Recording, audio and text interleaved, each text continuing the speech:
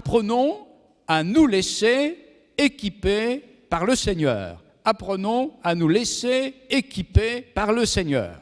Parce qu'il y a des combats dans le service de Dieu. Et je peux d'ores et déjà dire que dans la logique de cet enchaînement des choses, la prochaine école à laquelle nous sommes conviés d'aller, ce sera l'école des combats, pour apprendre à livrer les combats spirituels que nous connaissons toutes et tous.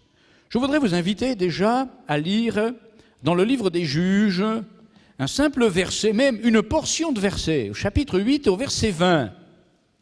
Chapitre 8, verset 20 du livre des Juges. Il y a là un jeune homme qui est convié à faire quelque chose, c'est vrai, d'assez difficile. Et je reconnais que dans l'Ancien Testament en particulier, il y a de la violence. Quelqu'un m'a dit un jour, il y a de la violence dans la Bible. J'ai dit oui, il y a de la violence dans la Bible. Ce n'est pas que Dieu soit pour la violence, c'est l'homme qui commet des actes de violence. Et quand il y a de la violence, la Bible en fait un compte-rendu vrai. Maintenant, ça ne veut pas dire que Dieu soit pour la violence. Il y a, à la fin du verset 20, cette remarque sur un jeune homme. Il est dit de lui, « Mais le jeune homme ne tira point son épée parce qu'il avait peur, car il était encore un enfant. » Je conviens que ce qu'on lui demandait était difficile. On lui demandait d'exterminer 2 ennemis. Je ne sais pas ce que j'aurais fait si on m'avait demandé une chose pareille, surtout avec ces moyens-là. Et vous? Si vous me dites, moi je l'aurais fait sans problème avec des involtures, je préfère passer loin de vous à la sortie de cette rencontre. Ça, c'est pour les remarques objectives à faire. Maintenant, je veux quand même extraire de ce texte un enseignement, c'est que le jeune homme ne tira pas son épée parce qu'il avait peur, étant encore un enfant. Ça veut dire qu'on lui demandait de faire quelque chose, pourquoi il était encore trop jeune, trop tendre. C'est vrai qu'il avait un équipement puisqu'il avait une épée, mais l'équipement qu'il avait n'était pas du tout en relation avec la personne qu'il était. Il était fragile. Ceci n'a rien à voir avec le mépris dont on a entouré David à un moment donné. Vous savez, quand il a livré son premier combat connu, celui contre le Philistin Goliath, on l'a méprisé en disant de lui « ce n'est qu'un enfant ». Comme quoi, n'est-ce pas, il faut considérer le propos avec certaines nuances. Il y a ici le fait que ce garçon n'était qu'un enfant dans le sens de la fragilité et de la vulnérabilité. Et puis, il y a le fait que David, en livrant son premier combat, n'était aussi qu'un enfant, mais c'était un enfant préparé, formé, éduqué et équipé par le Seigneur, qui pouvait donc, avec succès, aller sur le champ de bataille. La vie est un combat, le service de Dieu est un combat contre le péché, un combat contre l'esprit du monde, un combat contre soi-même, un combat contre la chair. Et il faut être équipé convenablement. C'est pourquoi l'équipement, c'est la suite logique. Je dirais plutôt, c'est le résultat logique de la raison pour laquelle Dieu nous forme et nous éduque. Il nous forme et nous éduque pour que nous soyons équipés. La parole de Dieu dit que, dans l'Épître aux Corinthiens, ce que Dieu veut, ce qui est demandé par les prières de l'apôtre Paul, c'est notre perfectionnement. Paul dit dans 2 Corinthiens, chapitre 13, verset 9, « Ce que nous demandons dans nos prières, c'est votre perfectionnement. » Et j'aime bien m'approcher des mots parce que les mots signifient quelque chose toujours. Et comme nous avons devant nous des traductions, il est parfois nécessaire, pour suivre le fil conducteur du Saint-Esprit, d'aller à l'origine des termes et de les classer dans la même famille. Le mot ici, perfectionnement, est la traduction en français du mot grec kathartisis, qui signifie renforcement, perfectionnement de l'âme, redressement, restauration, entraînement, discipline, instruction.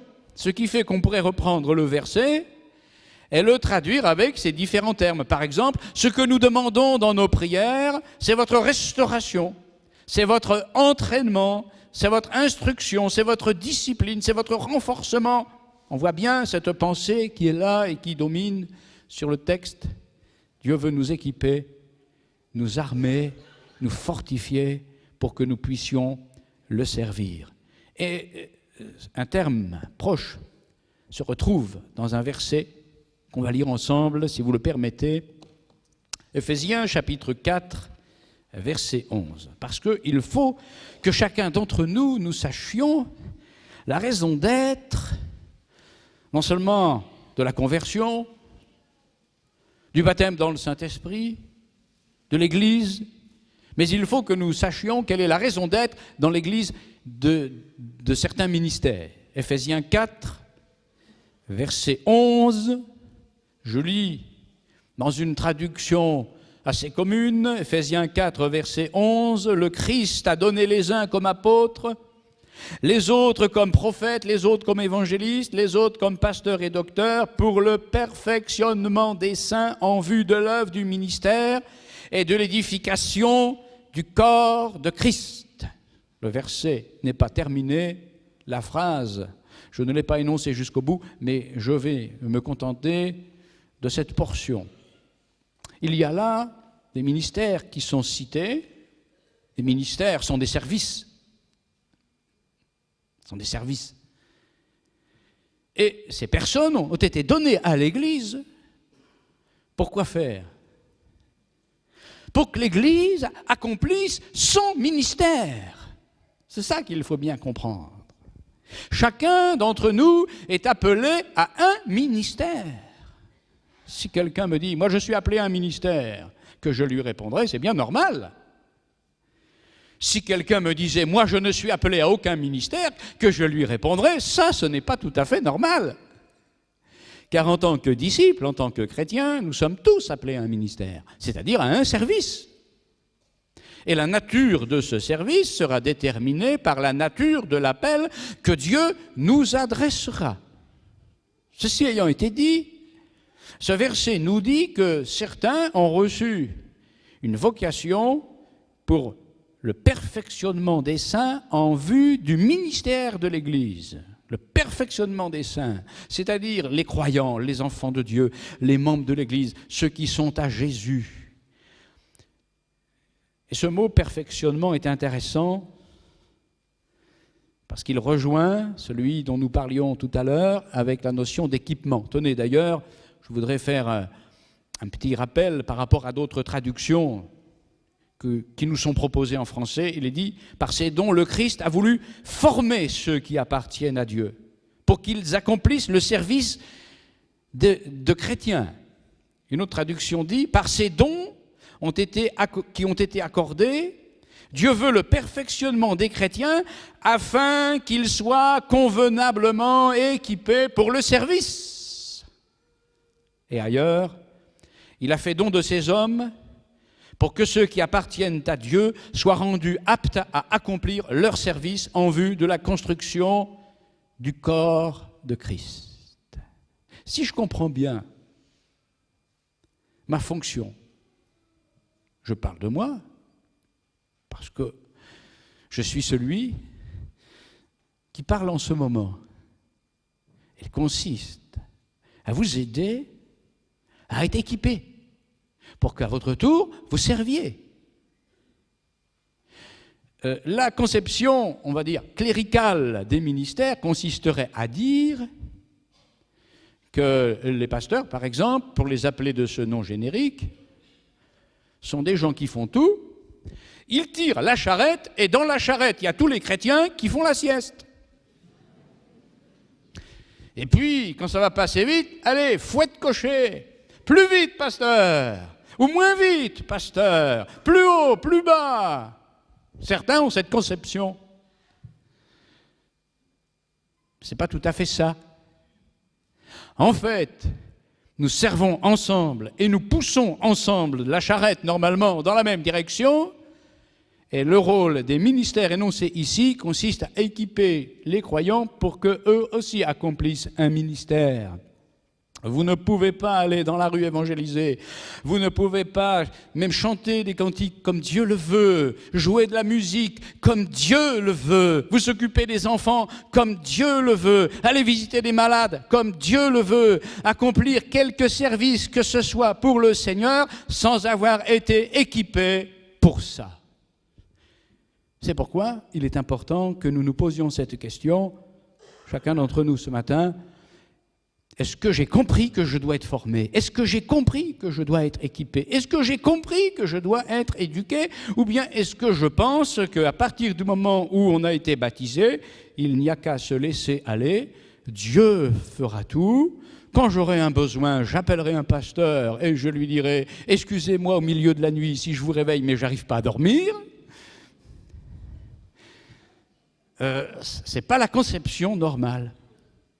Ça ne veut pas dire que les pasteurs ne doivent pas être à disposition, mais ça veut dire que nous sommes tous à disposition du Seigneur pour le service de Dieu et nous devons nous laisser équiper. D'ailleurs, le mot qui est utilisé ici dans Éphésiens 4:11, traduit par perfectionnement, c'est le mot, vous allez voir que c'est la même famille que le précédent, kathartismos, qui vient du verbe kathartizo, qui veut dire. Alors, je suis sûr que en regardant toutes ces significations, vous allez vous dire, j'ai besoin d'être perfectionné. Le contraire m'étonnerait. Voilà donc la liste de ces significations, car ça vient du verbe kathartizo, et je vous dirai où il est ailleurs dans le Nouveau Testament. C'est très intéressant. Perfectionner, tirer, redresser, compléter, rendre capable, réparer, ajuster, raccommoder ce qui a été abîmé, mettre en ordre, arranger, ajuster moralement, faire de quelqu'un ce qu'il doit être. Voilà ce que veut dire le perfectionnement des saints. Voilà ce que signifie le fait d'équiper les croyants. C'est tout ça. Et il y a des approches intéressantes à faire par rapport à ce verbe qui est à la racine du mot perfectionnement que l'on pourrait traduire par équipement.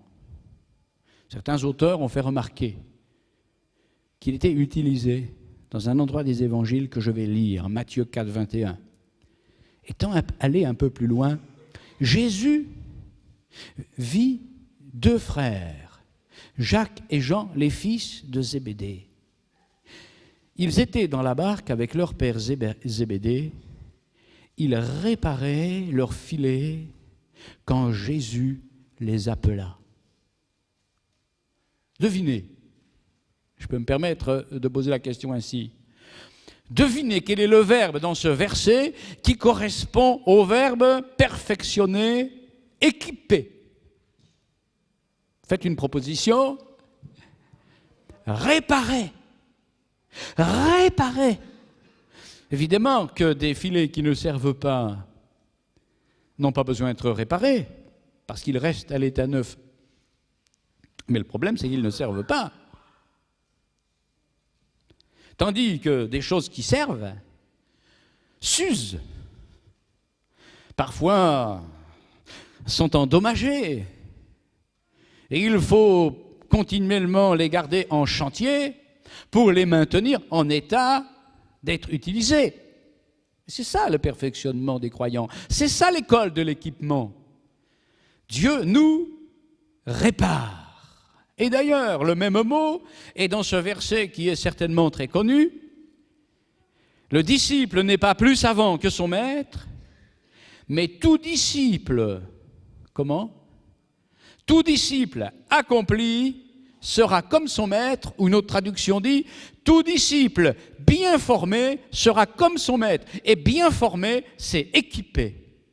Tout disciple bien formé sera comme son maître.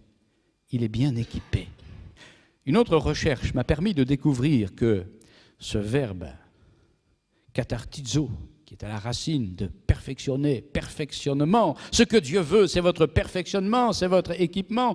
Ce verbe fait partie du vocabulaire de l'époque, en rapport avec des choses que l'on va qualifier de banales, plutôt de profanes, ordinaires. Ce sont des choses du vocabulaire courant. Par exemple, je lis ce que j'ai trouvé.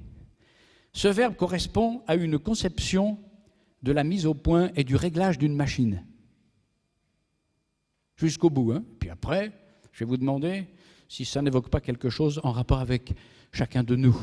Donc je reprends. Ce verbe correspond à une conception de la mise au point et du réglage d'une machine. Il évoque le travail délicat d'un spécialiste à qui on confie une machine montée mais qui n'est pas encore en état de marche. Il doit lui faire rendre le maximum de ses possibilités. C'est un verbe de métier qui implique la notion d'efficacité. Dans le monde grec profane, ce nom est employé par les médecins pour parler de la réduction d'une luxation ou de l'appareillage d'une fracture. Et c'est le même mot qui est employé pour le perfectionnement des seins. Quand je lis ça, même si c'est tiré d'un dictionnaire, j'espère que vous n'êtes pas anti-dictionnaire. Moi, quand j'étais enfant, j'avais un grand-père qui passait ses journées, alors qu'il était à la retraite, à lire les dictionnaires. Et je me souviens que lorsque j'étais petit, il m'initiait à la lecture dans le Larousse. Alors je dois avoir quelque part été traumatisé, et j'ai toujours été avec le syndrome du dictionnaire, et je ne demande pas que vous priez pour moi pour être guéri. Mais quand je lis ça, je me dis, mais oui, moi je me retrouve là. Et vous ? C'est vrai qu'on n'est pas des machines. Bon, d'accord. On n'est pas des machines. On n'est pas des acteurs du film de Charlie Chaplin, les temps modernes. On n'est pas des gens à remonter avec des clés à molette. Mais quand même, quelque part, nous sommes des instruments. Et à quoi pourrait servir un instrument s'il n'est pas en état de fonctionner ? Donc, le spécialiste, c'est le Saint-Esprit, c'est le Seigneur. Et il veut nous amener sur son établi à l'école du perfectionnement. Ça n'a rien à voir avec ce qu'on appelle dans le monde scolaire les classes de perfectionnement. Les classes de perfectionnement du Seigneur, c'est autre chose. Ce sont des classes d'équipement, des ateliers de réparation, j'allais dire presque des ateliers de construction navale, puisque, n'est-ce pas, le mot est aussi employé pour désigner le fait de mettre un vaisseau, un navire en état, n'est-ce pas, d'appareiller et de partir au large.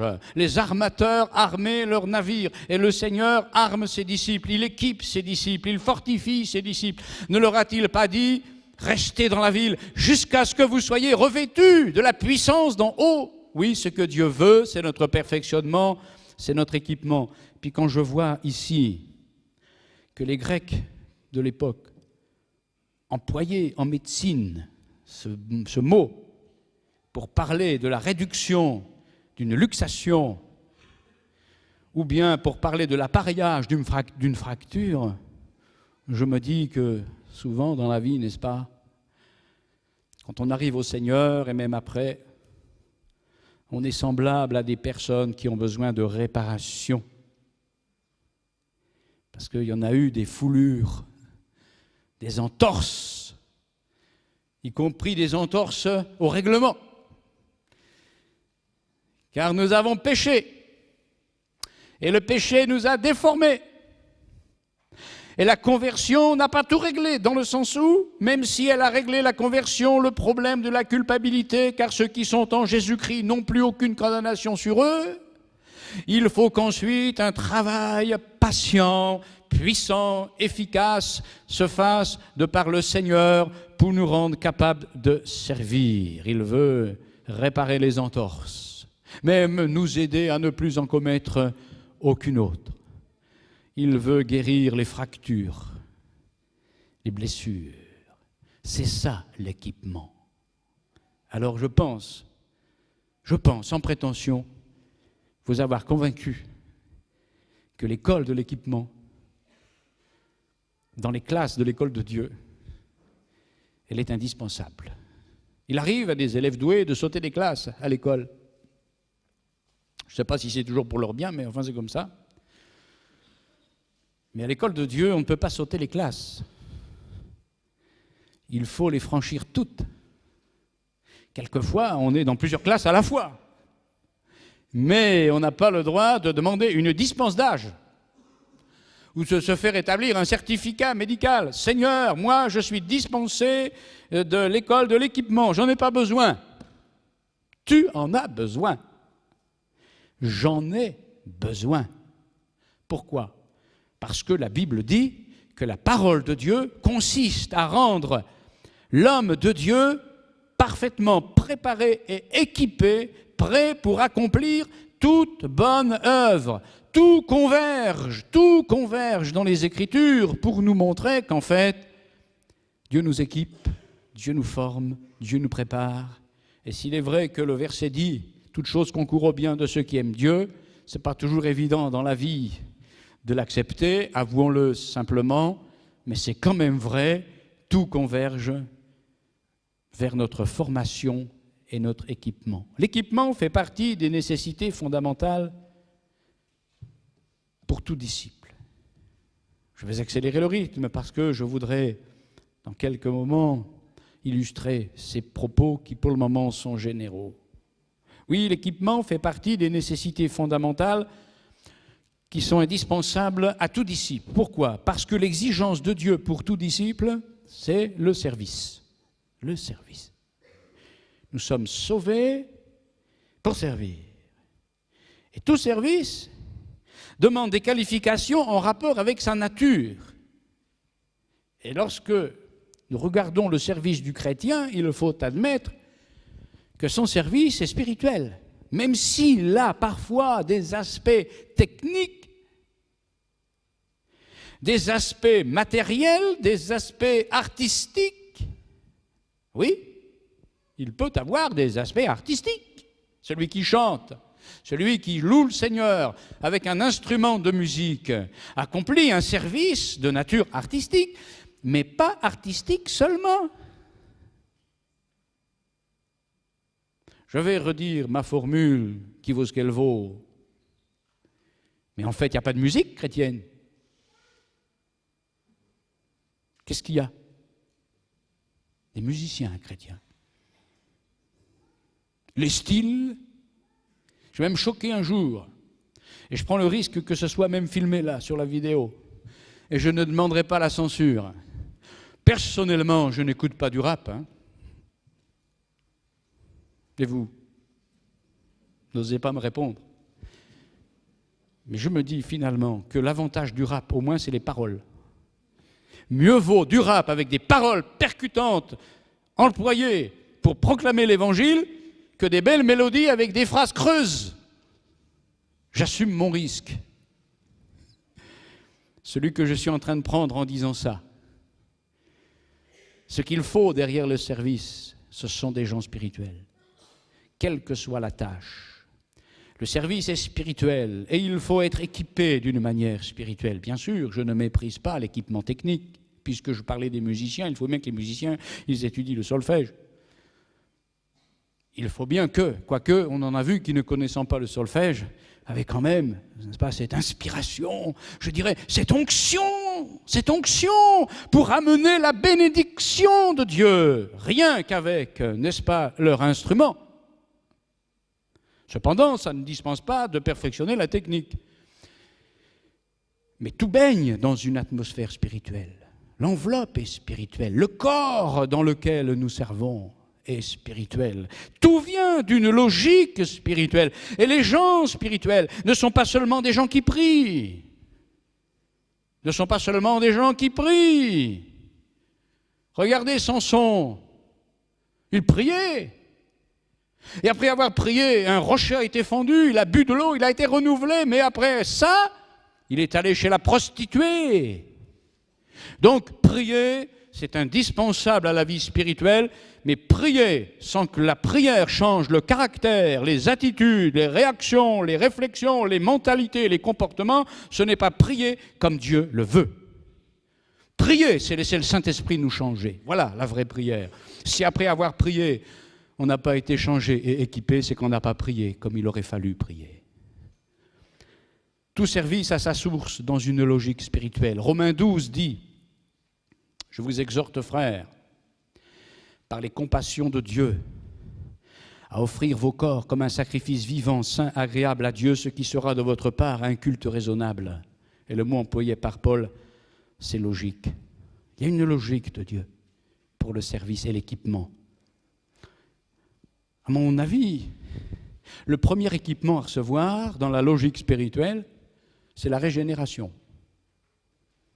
C'est un équipement. Dieu ne peut être servi que par des gens régénérés, c'est-à-dire convertis, nés de nouveau, transformés par l'action de l'Esprit. C'est ça d'abord qui est à la base de tout.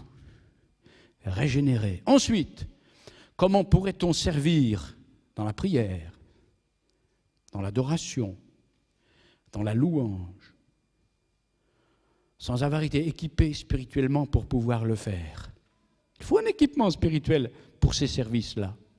Ensuite, il faut être armé par la connaissance des Écritures et être ouvert aux différentes capacités communiquées par le Saint-Esprit. Parce que si on sert Dieu d'une manière charnelle, Dieu n'est pas honoré par le service que l'on croit lui rendre. On pourrait considérer que le chrétien qui sert Dieu a plusieurs facettes, d'où plusieurs nécessités d'équipement. Je vais citer simplement qu'il est comme un gladiateur. On le verra dans un sujet à part. Dans Éphésiens 6, les armes de Dieu qui sont décrites là sont les armes et la panoplie d'un gladiateur.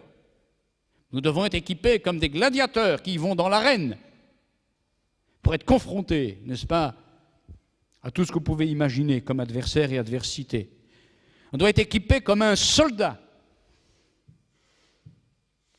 comme un sportif.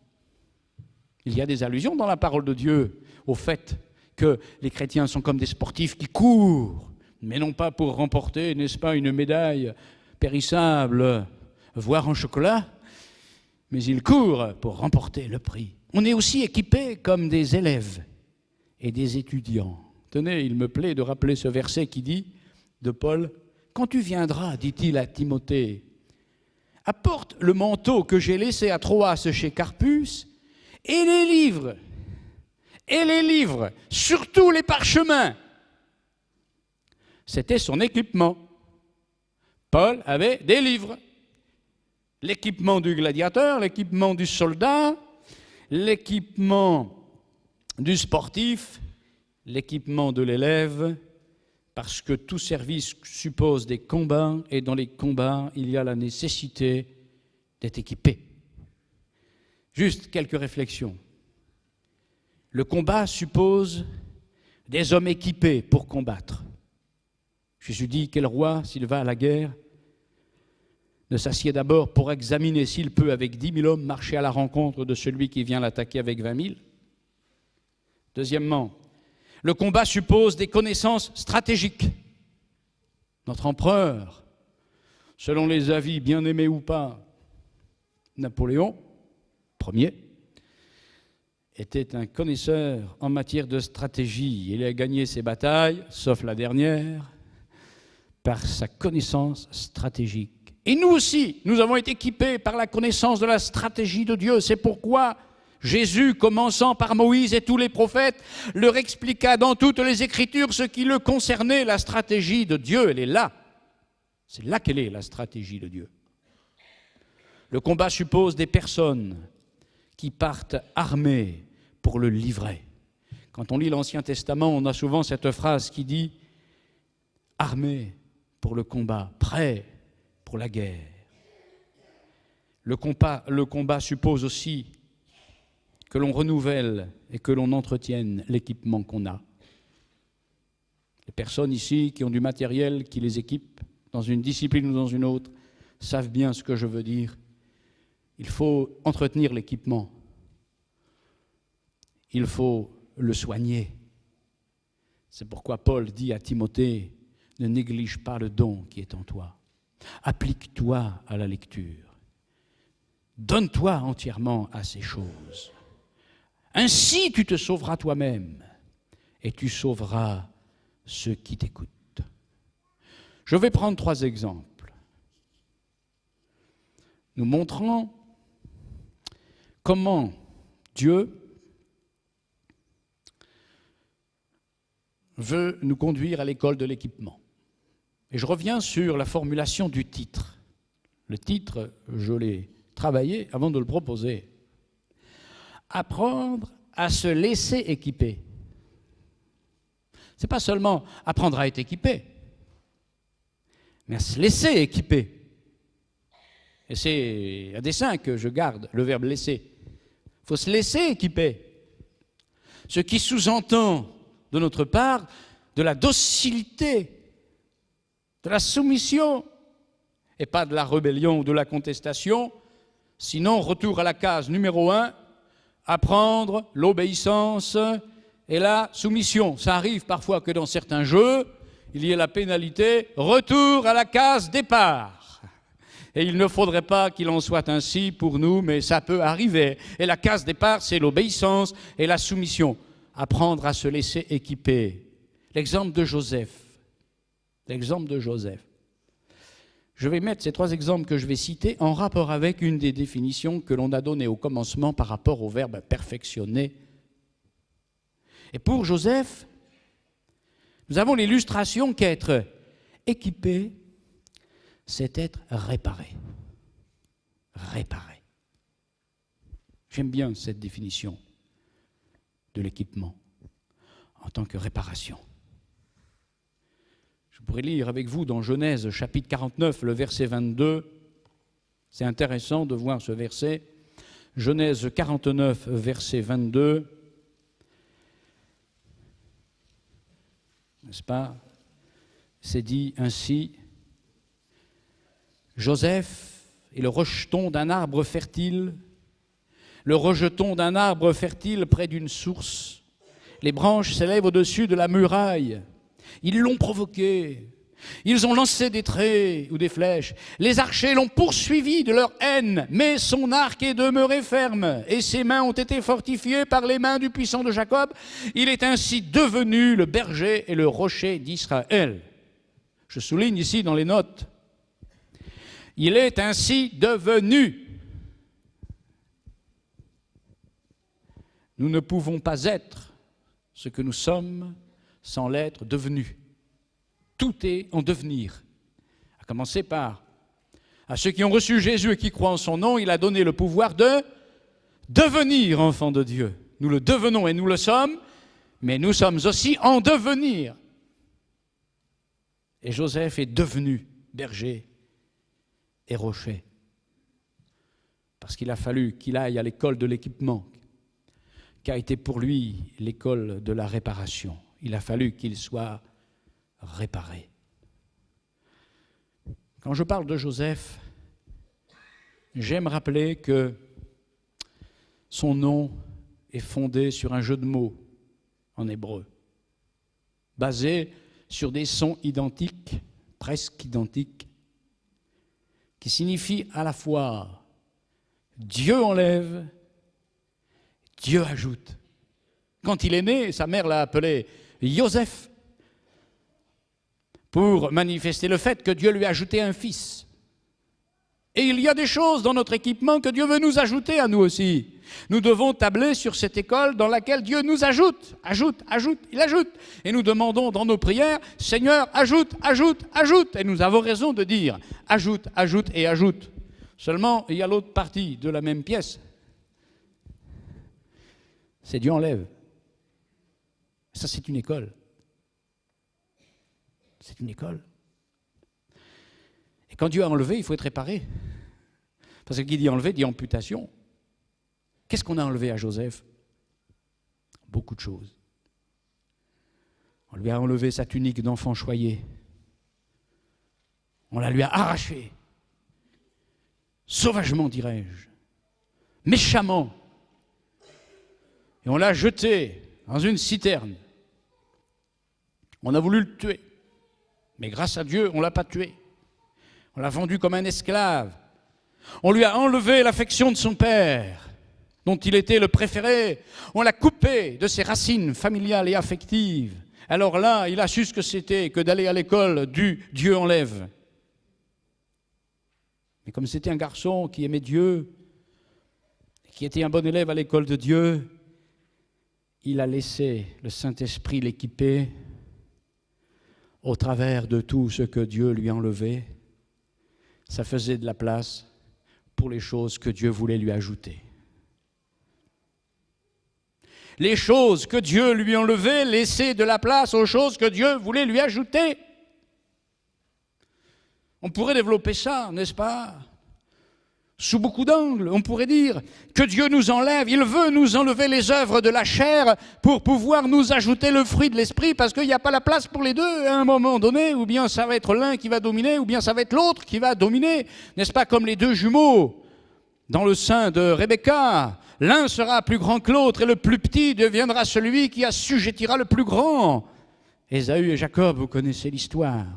Il faut que Dieu enlève la chair, les désirs de la chair, les comportements charnels, les logiques charnelles, les raisonnements charnels, pour nous ajouter les logiques spirituelles, les comportements spirituels, l'amour de Dieu, le fruit de l'esprit. Et Joseph est allé à cette école, car il faut quand même bien admettre que, quoi qu'appelé à servir Dieu, il avait quand même de sérieux travers de caractère. En particulier, il parlait trop. Il débitait des médisances sur ses frères. C'était du mal vrai, mais du mal quand même, il aimait, allez, n'est-ce pas, ça peut être que ça le faisait grandir à ses yeux que de rabaisser ses frères auprès de son père. C'est pas étonnant qu'il les haït, les frères. Mais, pour employer un terme d'aujourd'hui, Joseph a rebondi. Il a rebondi.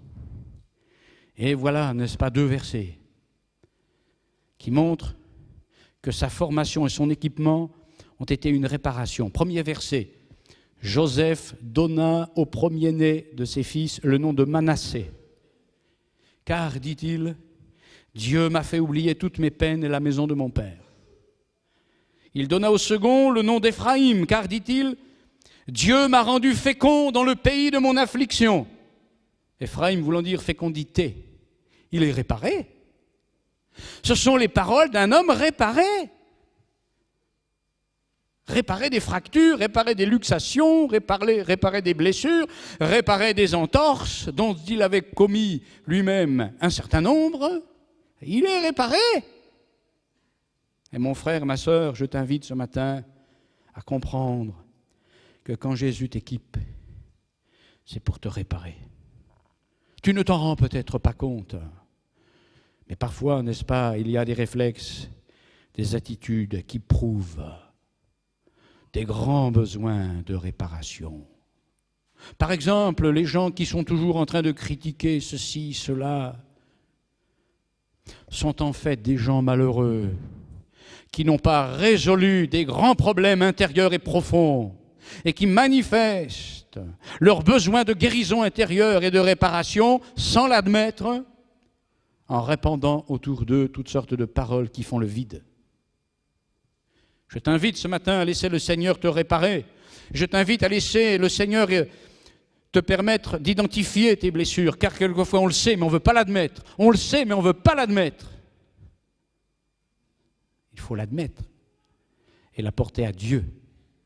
Et Joseph a dit, Dieu m'a fait oublier toutes mes peines et il m'a rendu fécond. Et puis l'autre verset, c'est celui-ci, c'est le Pharaon qui a dit, avance ce que je viens de déclarer, alors qu'il y a la famine en Égypte, et que le pain, c'est la nourriture de base des Égyptiens. Il est en Égypte, Joseph. Il est allé de vase en vase, d'épreuve en épreuve, et à un moment donné, on va se rappeler de lui. Si vous voulez retrouver son histoire, vous allez dans la Genèse. Le Pharaon va dire, trouverions-nous un homme comme celui-ci, ayant en lui l'Esprit de Dieu? Il n'a pas eu l'Esprit de Dieu au moment où il a fallu donner au Pharaon une parole de sagesse, même si cela en a tout l'air et toute l'apparence. Tout à coup, il a été inspiré. Moi, je vous dis que cette inspiration apparemment spontanée a été le résultat de tout un travail en profondeur que le Seigneur a fait dans le cœur de ce jeune homme. Voudrais-tu que le Seigneur puisse te réparer au point que l'Église dira: trouverions-nous un homme, trouverions-nous une femme comme celui-ci ou comme celle-là, ayant en lui, ayant en elle l'Esprit de Dieu. Et le Saint-Esprit dans quelqu'un, vous savez, se voit non pas au fait que le quelqu'un en question le proclame, mais ceux qui ont du discernement le voient, le sentent, l'onction. Frères et sœurs, l'onction. Dieu ne peut pas nous donner l'onction s'il ne peut pas nous équiper au travers de l'école de la réparation. Deuxième exemple, c'est David.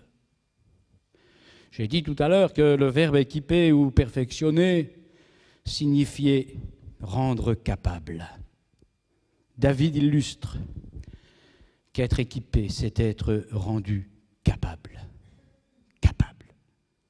Vous savez, quand il est allé au combat pour la première fois connu, et qu'il s'est présenté devant Saül, ce que Saül lui a proposé, c'était logique. Même, dirais-je, ça partait d'un bon sentiment. Qu'est-ce qu'il lui a proposé, Saül? Voyons le jeune homme, peut-être un peu frêle, je ne sais pas, je ne connais pas les mensurations de David, en pleine adolescence, car c'était un adolescent encore à ce moment-là, c'est pour ça qu'on le méprisait. Mais David, est-il écrit, reçut les vêtements de Saül. Saül fit mettre ses vêtements à David. Il plaça sur sa tête un casque d'airain, le revêtit d'une cuirasse. David ceignit l'épée de Saül par-dessus ses habits et voulut marcher, car il n'avait pas encore essayé. Mais il dit à Saül: je ne puis pas marcher avec cette armure, je n'y suis pas accoutumé. Et il s'en débarrassa.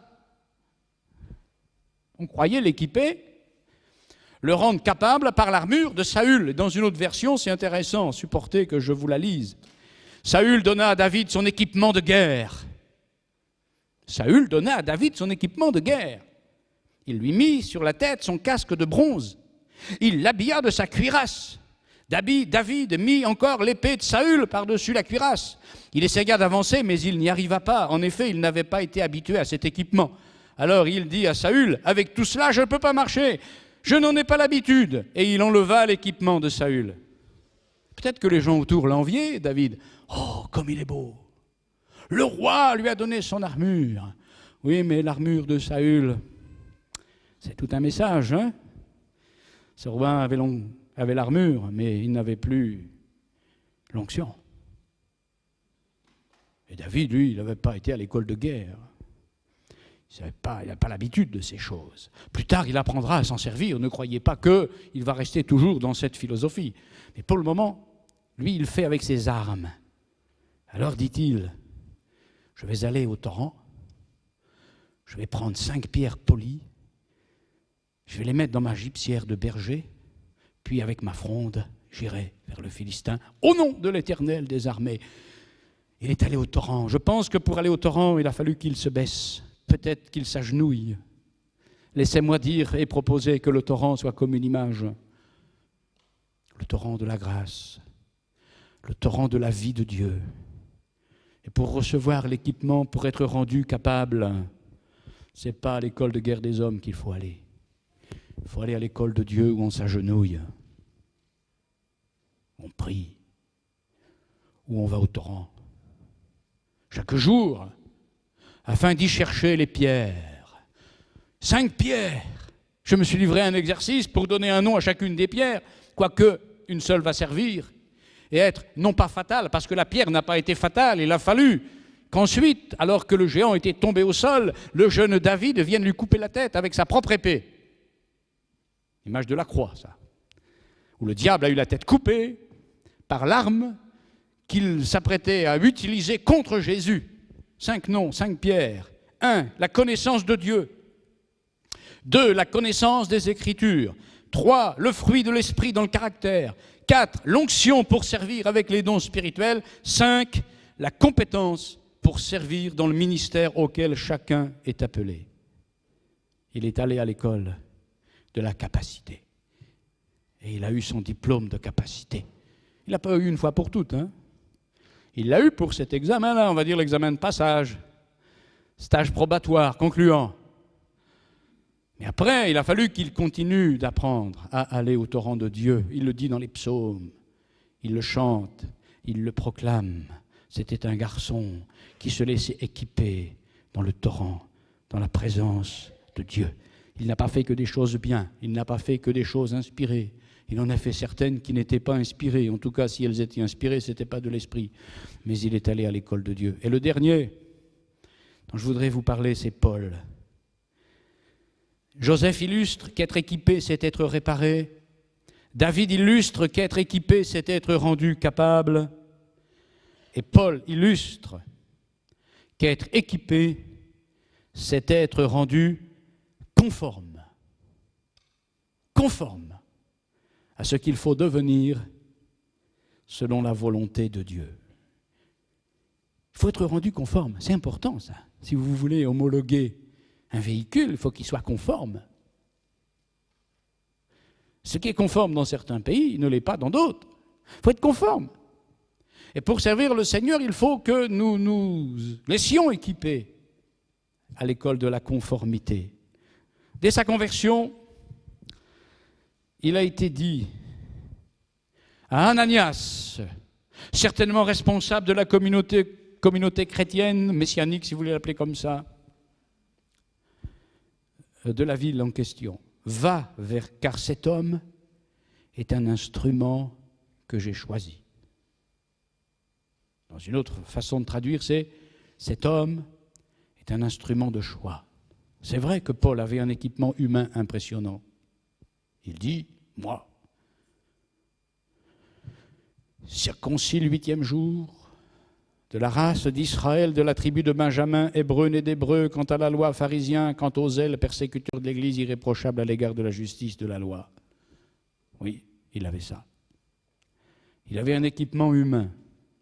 Je tiens à rester équilibré pour dire que lui seul est autorisé à dire « j'ai regardé ces choses comme de la boue ». Lui peut le dire parce qu'il les a. Si moi je le dis de lui, je peux être suspecté de jalousie et de mépriser quelque chose que je n'ai jamais pu avoir. Vous savez, le cœur humain, il est quelquefois très pervers. Lui peut le dire parce qu'il a ce bagage. Je tiens aussi à préciser qu'il s'en est servi. Parlant plusieurs langues, ça l'a aidé à parcourir l'Europe.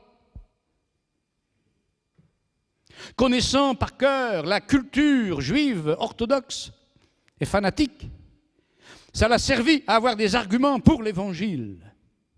Étant romain, ça l'a servi pour aller jusqu'à Rome. Donc, il n'a pas, comme on le dirait vulgairement, pardonnez-moi l'expression, craché dans la soupe.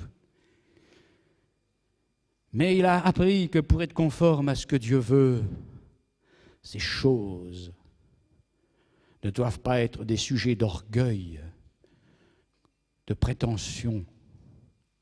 Il dit, j'ai appris à ne pas mettre ma confiance en la chair. Je ne veux pas me glorifier de ces choses. Et lui, qui avait beaucoup, a appris à ne pas se confier dans ce qu'il avait. Il a appris à se laisser équiper. Et je vais mentionner 1, 2, 3, 4, 5 points sur lesquels il s'est laissé équiper. 1, il s'est laissé équiper par le Saint-Esprit. Dès le début, il lui a été dit ceci, le Seigneur m'a envoyé pour que tu recouvres la vue et que tu sois rempli du Saint-Esprit. 2, il s'est laissé équiper par une connaissance juste de l'Évangile. Ce n'était pas l'homme de l'à peu près, Saul de Tarse, parce que quand il était à l'école de Gamaliel, il est dit, acte 22, qu'il avait été élevé dans la connaissance exacte de la loi. Donc, quand il s'est retrouvé sur le terrain de l'Évangile, il a toujours eu faim et soif de choses exactes et précises. Et même, il a poussé le scrupule jusqu'à aller demander aux autres apôtres qui avaient été apôtres avant lui de vérifier sa doctrine. C'est écrit. Je montais à Jérusalem et je leur exposais l'évangile que je prêche afin de ne pas courir en vain. Quelle humilité, quelle modestie, quelle spiritualité. Équipé par l'esprit, par la connaissance juste de l'évangile, équipé par la dure école des expériences qui rendent aptes à devenir de plus en plus utiles. Je dis la dure école. Je n'enlève pas le mot. J'ai été tenté de l'enlever. Puis je l'ai gardé. Il dit, j'ai appris à être content de l'état où je me trouve. Je sais vivre dans l'humiliation. Je sais vivre dans l'abondance. J'ai appris à être rassasié et à avoir faim, à être dans l'abondance et à être dans la disette. Il a été équipé pour être, acceptez le mot, endurci. N'est-ce pas? Il y a des tendances dans notre société à faire en sorte que les gens sont de plus en plus fragiles. Les gens sont de plus en plus fragiles et il ne faut pas dans l'Église que l'enseignement que l'on donne contribue à fragiliser les gens encore plus. Certainement qu'on ira un de ces jours à l'école de la souffrance. Prétendre que le chrétien évitera les souffrances, ce serait le fragiliser. Car le jour où il aura à affronter une souffrance, il croira que Dieu l'a abandonné, ou qu'il n'a pas la foi, ou qu'il n'a pas assez bien prié. Ne fragilisons pas les disciples, mais équipons-les pour le combat, afin que personne ne dise « Ah, on me demande ça, mais j'ose pas le faire. Je suis qu'un enfant, je suis tremblant, comme le premier personnage avec lequel j'ai introduit le sujet. On lui dit « Fais ça. Non, non, non, non, j'ai l'épée, c'est vrai, mais je suis qu'un enfant. Non, non, je ne peux pas faire une chose pareille. » À l'école de Dieu, il faut des disciples courageux. Et c'est souvent dans la difficulté qu'on acquiert le courage. 4. Il est allé à l'école de la transformation du cœur pour apprendre la compassion et la douceur. Vous savez, c'était un dur de dur, hein? Ce Saul de Tarse. Il respirait la menace et la haine, dit la Bible. Il respirait la menace et la haine. Et même, il transpirait ces choses. Puis après, il dit, je vous exhorte par les compassions de Dieu. Je vous exhorte par la douceur de Christ. Non pas qu'il était devenu efféminé, tout à coup. Certains pensent que l'amour, c'est le fait de devenir efféminé. Mais non, c'était un homme viril. Mais il a appris la compassion. Parce qu'il savait que le Seigneur avait compassion de lui.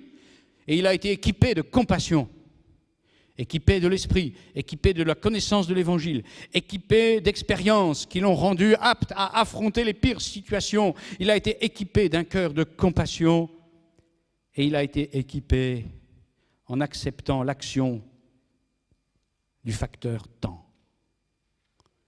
Eh oui, le facteur temps. Il faut du temps. Il faut du temps. Vous connaissez l'histoire de Picasso, à qui on demanda un jour de dessiner une fleur au bord d'une table sur une nappe en papier à l'occasion d'un repas. Alors en quelques secondes, il s'exécuta.